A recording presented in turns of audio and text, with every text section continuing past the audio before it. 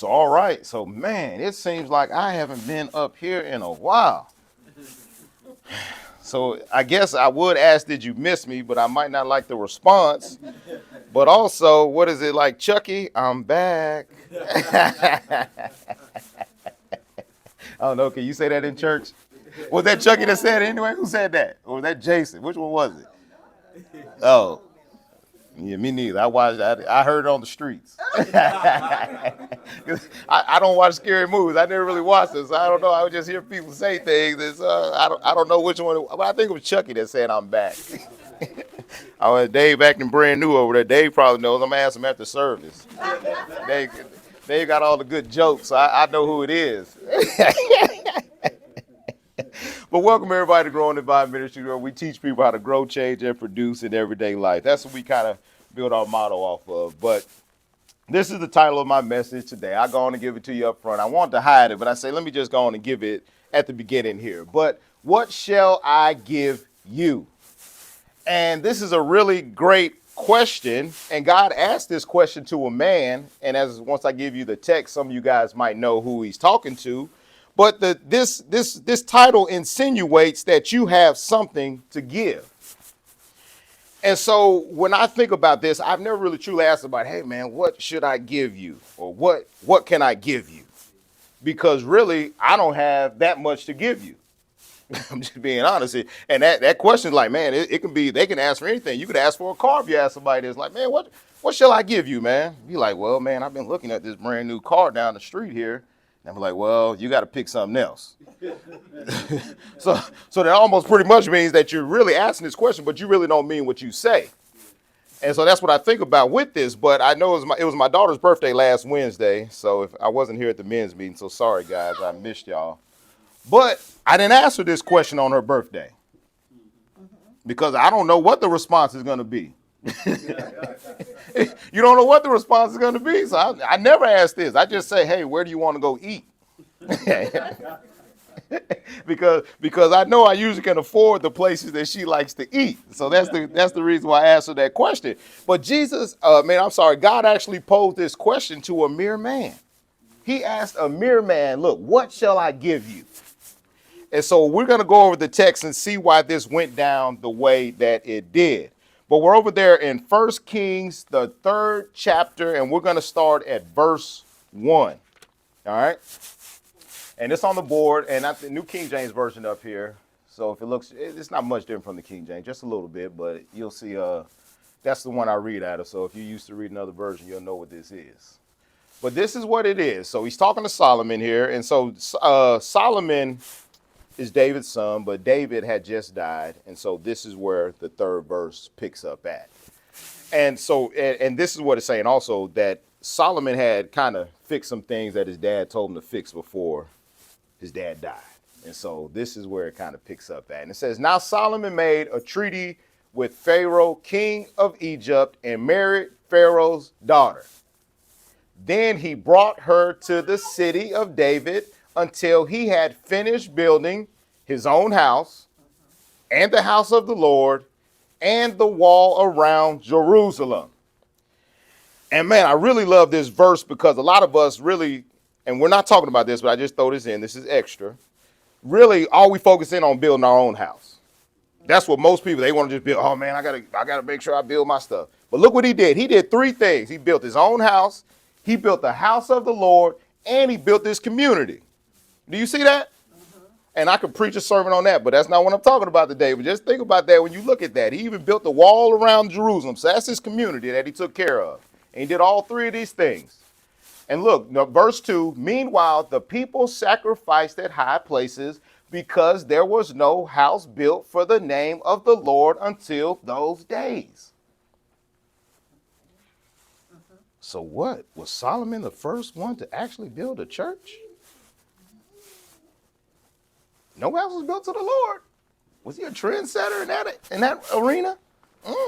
I don't know. So if y'all Bible scholars want to look that up and give me a answer on that, or just check that out. But this is very interesting because no house was built to the Lord in those days, until those days that he did it. All right, verse 3. And Solomon loved the Lord, walking in the statutes of his father David, except that he sacrificed and burned incense at high places. So high places in the olden days actually could be considered a place of worship, or it could actually be a high place. It could be a mountain or a hill or a place that you would go to praise the Lord or to worship your God. That's what a high place was. So usually a high place required you some work to get to. It wasn't just like convenience. You say, man, I'm going to go over here because it's very convenient. It's not going to cost me nothing. I'm just going to do this because it's very easy and very simple.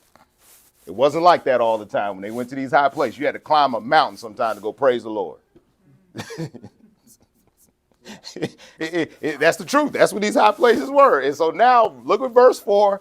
Now the king went to Gibeon to sacrifice there, for it was a great high place.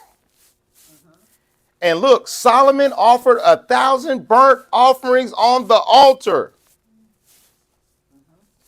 Good gracious. 1,000 burnt offerings? Do y'all understand what he's saying here? That can be 1,000 sheep. That can be 1,000 goats. That can be 1,000 cattle. He took them to the high place. Cost them something. So the city of David, I'll throw this in for you guys. The city of David to Gibeon is a 3-hour walk. And you take 1,000 burnt offerings to sacrifice to your God. So he ain't lying. Solomon loved the Lord. He loved him. If you would do that for your God, you must love something about him. We'll keep moving on. And look what it says. At Gibeon, the Lord appeared to Solomon in a dream by night. And God said, ask, what shall I give you?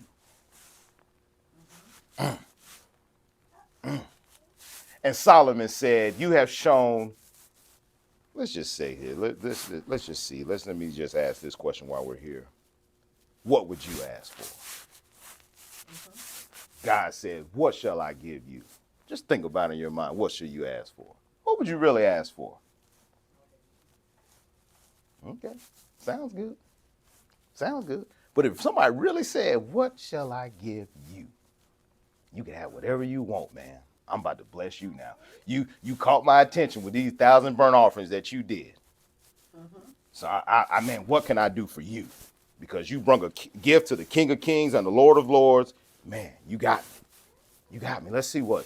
And Solomon said, you have shown great mercy to your servant David, my father, because he walked before you in truth, in righteousness, and in uprightness of heart with you.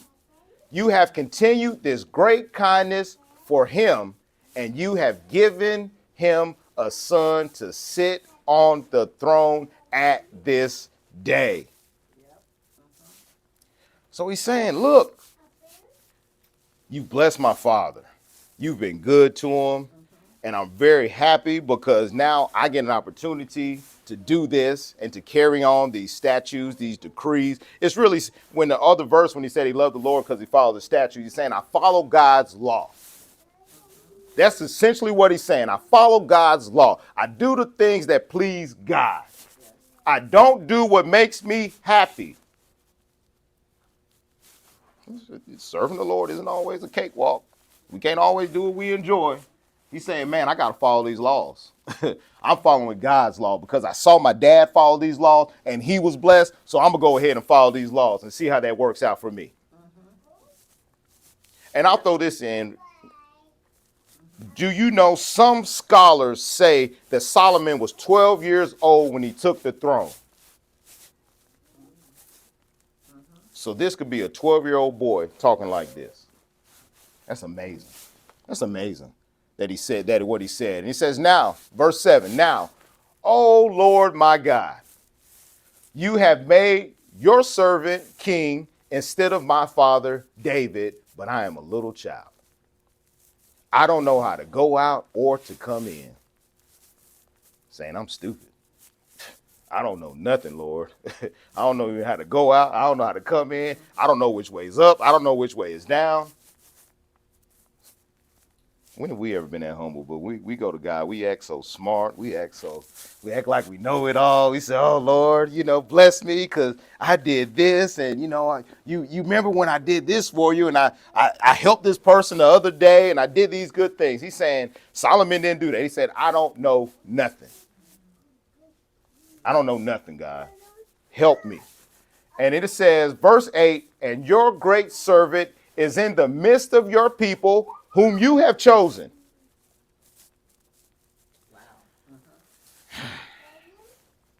So I've been set free a long time ago about ministry. I've been set free a long time. You're not my people. You're never going to be my people. You might come to the church, but you're not my people. You're God's people.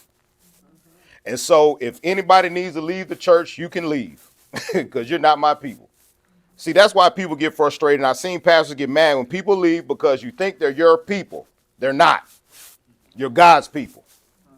That's the way this thing works. And so Solomon knew this at a very young age that, man, these are God's people because I didn't create none of y'all in here.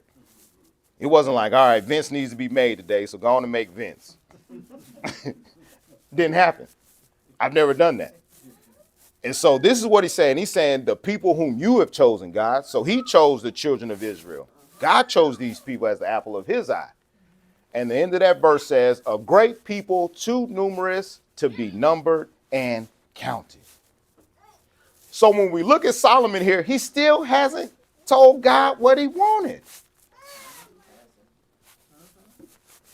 Y'all wouldn't have got out your mouth fast. Give me $1 million.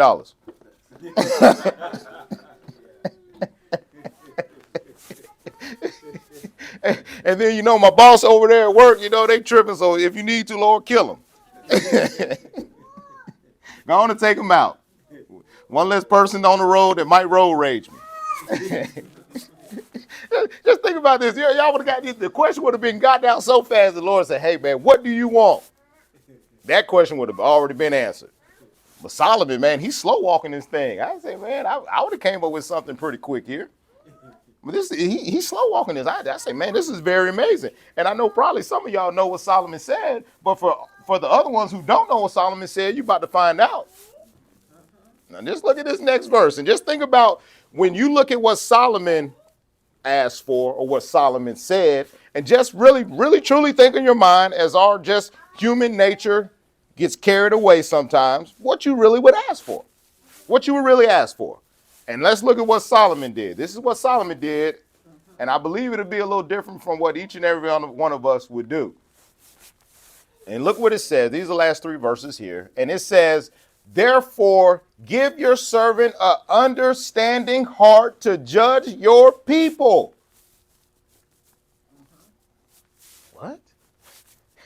What? I'm the king? Yeah. I asked for an understanding heart to judge people. I'm not asking for wealth or make me the greatest kingdom to ever be on the earth. I want an understanding heart to judge your people. And really, this doesn't even happen. You don't even have to be a king to do this. You need an understanding heart when you're living in this world out here. You better have an understanding heart. Because especially if you're talking about you're on God's team and you ain't doing the right thing, you better understand some things out here. And then this is what he's saying. He's saying, man, give me an understanding heart. So he knew as a king, he was going to have to make some judgments and make some calls. So give me an understanding heart still, once again, to judge your people. This isn't my kingdom, God. These are your people. And that actually keeps the onus off of you anyway. When you keep giving it away, you're like, Lord, look, I'm just doing what you told me to do. These are your people. I don't know if it was Moses or Abraham. They were hey, look, these are your people. Look what's going on here. But he asked for judgment. And this is what he said, that I may discern between good and evil.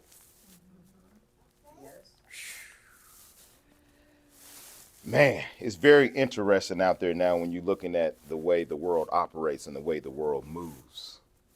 It's hard to judge good and evil. It's very hard because now when you look in the pool pit, I see evil now. But a lot of people, because they get a little sound bite, oh my goodness, God is blessing this man. Look what he did. But all you're looking for is a sound bite now. All I have to say is something that wows you and catches your attention, and you're off to the race. That must be a man of God because he said something that wowed my socks off. Most things that God usually tells you is not a wow, is it? Go to work. Be nice to your wife. Be nice to your husband. What's wild about that? That's not a wow. That's not a wow. Now you will get deeper revelations of God and he'll reveal things to you as you go deeper. But some of these things are just very basic. Man, you know you shouldn't have said that to that person. You know, you have to discern this good from this evil. And it doesn't matter what that person did. He said, look, you can't return evil for evil. You can't do that. He said, man, love your enemies. Treat those good who despitefully use you. If they wrong you, if they want the shirt off your back, give them the shirt. And if you need to walk an extra mile, go another mile. That's the things of God. It didn't say pay them back for the way they treated you. Because just think about this. If you did that anyway, if you discerned good from evil, what would you be if God treated you the way you deserve?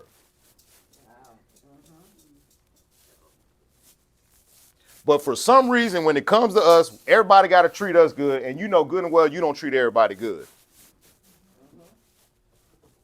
So he said, man, give me an understanding heart to understand this. Because I need to be a good judge of your people, God. And it said, for who is able to judge these great people of yours? And verse 10 here says, the speech pleased the Lord that Solomon asked this thing. He didn't ask for riches. He didn't ask for glory. He didn't ask for fame.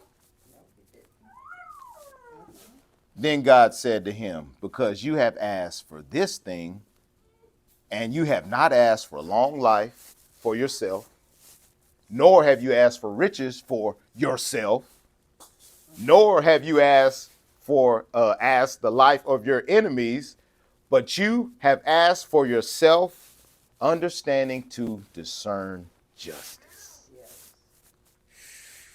Boy. If we could ever get to that spot where we understand and can discern justice, where you can be fair on both sides. See, that's why it's really amazing to me that that's why I'm being honest, man. I like looking at people that love politics because y'all are crazy. Y'all are real crazy because whatever your side does is right. Whatever the other side does is wrong. And that's amazing how that works, man. So if you're a staunch Republican, whatever the Republicans do is correct. If you're a Democrat, whatever Democrats do is correct. But that's not our kingdom. That's not our kingdom. But we get so caught up in that kingdom. It's very interesting when you look at these things. And I'll be like, man, y'all are crazy. Y'all are really, really crazy. And both sides do crazy things. But maybe we need to ask for some discerning judgment to understand and discern the justice also in that arena. All right. And so look at this. These are some of the points that I want to go over with you right here at here. And we'll check this out here. And look, these are the points and the takeaways that you can do. What Solomon did caught God's attention. What he did caught God's attention, and it was so amazing that it was able to catch God's attention here. And that's verse 4 here. And it said, now Solomon went to sacrifice there, and it was a great high place. Solomon offered 1,000 burnt offerings on the altar. That's what caught God's attention. See, this is the way you had to sacrifice back then, man. You didn't come empty-handed to the King of Kings and the Lord of Lords. You brought them something. And this was just a precursor of what Solomon did. If you go over to 1 Kings, the 8th chapter, when they actually had finished the temple and they were, I guess, consecrating that to God, he offered 22,000 sheep. And I think it ended up being over 100,000 cattle that he offered to his God. So this was just the beginning of what he was going to do. But the first thing caught God's attention. what he did was caught God's attention. So when we really think about the life that we're living and the things that we're doing and things that we've done, have you really done anything that's caught God's attention? Just really think about that. Or are we just doing the bare minimum that we can do and we're happy about that? That's most people. It's not no different anywhere else, but that's what most people do. Man, all right, what can I do to just squeak in to the pearly gates, as you call them? I'm going to do the bare minimum, God.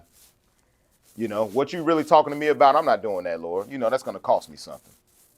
That's too much of a burden to do that. You know, man, for me to have to treat this person and smile on their face after they did me wrong, oh, man, that's too much of a sacrifice, God. I can't do that. You know, just really think about those things, man. And we're not willing to sacrifice these little things. See, man, they say it's easy to love those who love you, but what do you do on the other side? But it's really, truly, man, when he looked here, man, he offered something that meant something to God. He didn't bring him no leftovers. He didn't bring him no trash. He didn't say, no, Lord, I can't catch you this week. I got some other stuff going on. I'm going to take care of you because you've been so good to me. And so look at the next one, because that caught God's attention. And then what he asked for wasn't for him. Do y'all understand the great place that the church could get to if we weren't so worried about ourselves? What would the church actually look like if we actually cared about everybody else and not so focused on ourselves or what we have or what we're lacking or what you think you need? Be honest, if you got a car, you got clothes and a roof over here, you really don't need nothing else. You really don't need nothing else. But for some reason, it's never enough for our human nature. We always need more. So, all right, because just really when you think about your prayers that you've asked, just think about the last prayer that you asked in the last couple of weeks or whatever. Has it been for somebody else? Has it really been for somebody else, or has it been just for me? Oh, well, Lord, you know, I need this, so please make a way for this thing, or, you know, can you do this for me, Lord? Have you really focused in on anybody else but yourself? It's a rhetorical question. Please don't raise your hand. Just really think about that. What Solomon asked for. He's a king. Y'all seen those king movies? What do? Most kings, when they first get in, what they start doing? Taxing people. Say, hey, man, bring it on in here. It's a new sheriff in town. Y'all owe some money. They start taxing. The movies that I watch. But he's saying, Lord, look, I don't need no money from your people. Just give me a discerning spirit, because I need to judge your people correctly. Man, what would that look like? You were like, Lord, all right, I don't really want to go to this job because you know these people are tripping, but give me a discerning heart or an understanding heart so I can understand why this person is doing this to me. Or why things ain't working out the way they're supposed to be working out in my life, Lord. Give me an understanding heart. You know? And just what would that look like if you did that? Like, man, take the focus off of you. See, it's, you know, life is a lot harder, I think, when you focus on yourself all the time. I think it's a little easier when you don't focus in on you and you focus in on the other things, because then you change your attitude about, man, how can I help instead of what I'm missing? See, when I look at people, I'm like, oh man, they need Christ, they need God, they need some help. So that's what I kind of flipped it around at. And I'm saying, man, I'm not focusing on my issues and my problems, because if I take the focus off of that and I focus in on yours, then I can help you to get where you need to get to. And in the meantime, you know, God blesses those other things because I'm not focusing on that. I'm focusing on God's people. See, I have to do what God told me to do. God didn't tell you to come just make sure everything was taken care of in your life. Say, man, treat your brother and sister good. Love your neighbor. Love your enemies. See, those are the things that God told us to do. He didn't just say, man, see how big a house you can get. See how many nice cars you can get. I still haven't read that in the scripture yet. Haven't read it yet. But if you find it, show me. Saying, hey, man, I need the best car, the best house. I need all these things. And don't worry about nobody else. And I agree. If you want, get all those things, but bless somebody in the process. Do that then. If you want to do that, you want the big house, the nice cars and all that, bless somebody also. Or let's take some of your money and go give it to the poor and the needy and the widows and the orphans that the scripture tells you to do. Do that. And that looks way better than saying, oh boy, look at me. Look what God is doing for me. I'm blessed to be a blessing. Well, give it away to somebody. Bless somebody. But really, what Solomon did wasn't for him. He asked for the people so he can do right by the people. And that was the one here. He said, therefore give your servant an understanding heart to judge your people, that I may discern between good and evil. For who is able to judge this great people of yours? See, once you start to discern good and evil, man, it's very easy. Right or wrong is simple. Right or wrong is simple, man. But it's hard for some people to discern good or evil. I have people, and I used to talk to these young boys. They come, I would have interactions with them. I say, hey, man, how you been? Man, I'm just trying to stay out of trouble. And I'm like, is that hard to stay out of trouble? I'm like, you've been in trouble enough. You know what it looks like. Like, that's just a crazy analogy for me. Like, man, you've been in trouble all these times, and you're not even good at trouble because you keep getting caught.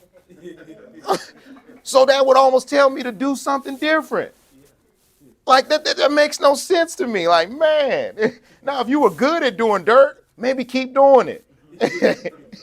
But if you keep getting caught, maybe change. This ain't working. But I would just hear young people say, man, I'm just trying to stay out of trouble. And I'm like, oh, my goodness. I say, that's very, very interesting. But discern good from evil there. And this is where all this stemmed from. And this is the very last one. Solomon did all this because he loved God. We saw that in the very early verse there. Which verse was that? That was verse 3. And Solomon loved the Lord. Man, love will make you do some things, man. See, love will make you do some things. Back in the day, I loved basketball. So what did I do? The love of the game made me go play every day almost. I'd be getting off of work, going to play basketball somewhere, trying to find a game because I loved it. Some people, they love their cars. So what do? They just go sit in the garage in that car because they love it. Just think about what you truly love. Man, you wouldn't do wrong by what you love. Whatever you love, that's what you're going to keep. That's what you're going to hold dear. And that's what you're going to take care of. Whatever you love. And that's what it said with Solomon. Solomon loved the Lord. Imagine if we get to that place where we say, man, I love God with all my heart. I love the Lord. Just really think about that. If we love the things of God the way some of the things of the world are, the way we love the things of the world, we say, man, I can't do that because I love the Lord. I got to keep his decrees. I got to keep his statutes. I got to make sure I do the right thing by God. But just really think about this, that, man, what Solomon did caught God's attention. What he asked for wasn't for him. And he did all this because he loved God. So let's think about that as we just continue to walk this path out with God. Like, man, let's do these things. And this is a great example of how you can get to the place where God needs you to get to. See, this life isn't for you, regardless if you want it to be. See, God sent you here because it was something that needed to be completed. That's why you're here, to complete a task. This isn't for pleasure and for all these great adventures and these excursions you think you wanted to go on. Go on them with God. Take God with you in everything that you do. And that's why you're here. That's why you find your purpose. That's how you find your destiny of what you need to get to, because, man, we have to complete this thing.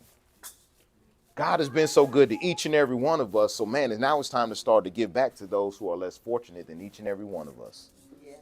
So let's see how God shifts you and moves you this week and what he's going to do in your life. But, man, start looking to help others in this process, and God will definitely direct your steps.